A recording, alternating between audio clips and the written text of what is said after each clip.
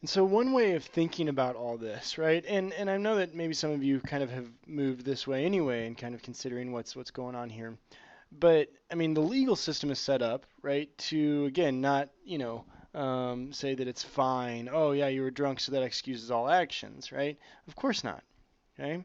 And I mean, classic examples here. And again, these are, when I say classic, I mean these things happen probably far too often. But somebody's gone out and has consumed alcohol and gets behind the wheel and drives and crashes into a car and maybe kills the people in the other car, right?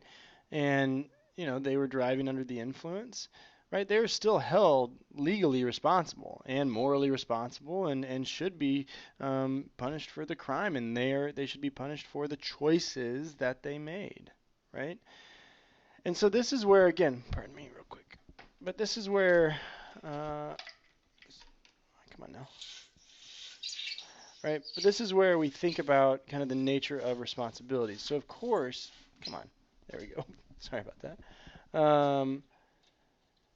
But this is where we think about kind of the nature of and again like the seriousness of these questions that we're asking.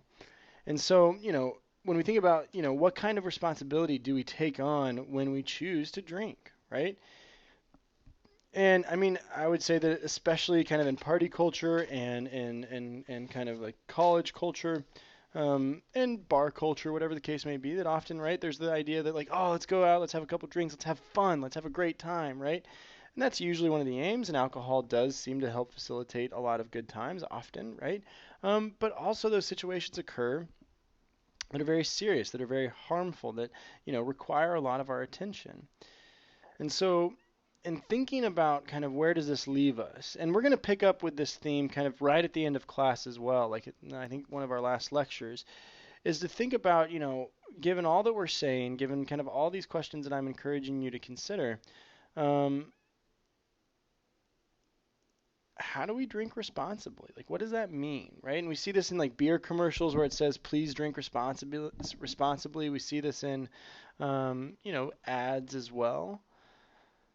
But like, what does that mean, right? So perhaps the framework that might be helpful to consider this would be Jean-Paul Sartre, right?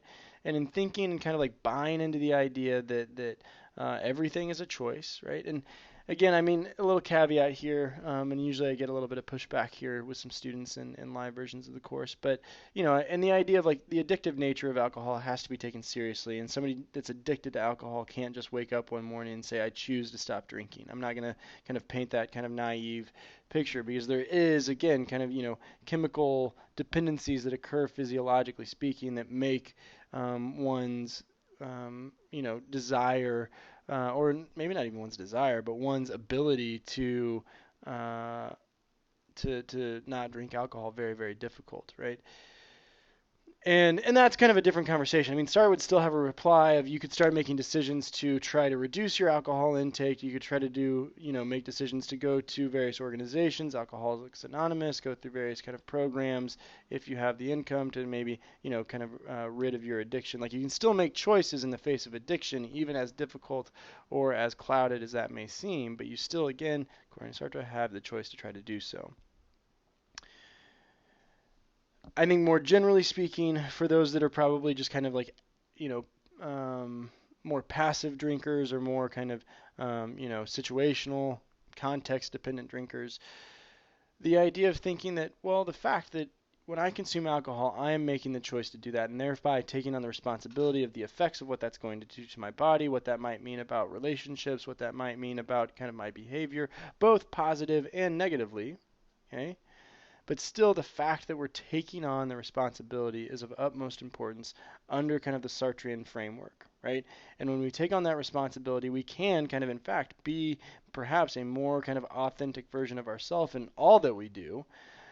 But whenever we try to deny responsibility or whenever we try to deny kind of that we had any choice, that's acting in bad faith, right? And so if I say the next day, like, oh, I was just drunk, I didn't mean that, right? That was the booze talking. Well, that's me acting in bad faith, right? That's me placing responsibility elsewhere, okay?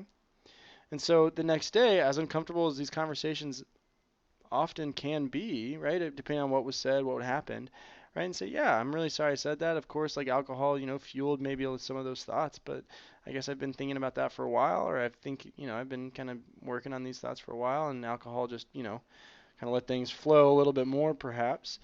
But still, you kind of own up to it. You take on the responsibility. And taking on that responsibility is really, really difficult. That's why I think Sartre makes the recognition that often we fall into bad faith so easily because we don't like to accept responsibility for our choices.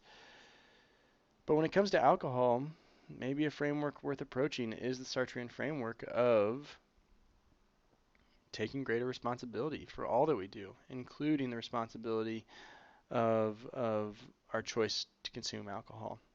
So hopefully this gives you all something to think about, something to consider, kind of in the greater context of our class. And again, we'll kind of like wrap and put this all together a little bit at the end of the course. So cheers, have a good weekend, stay healthy, stay safe.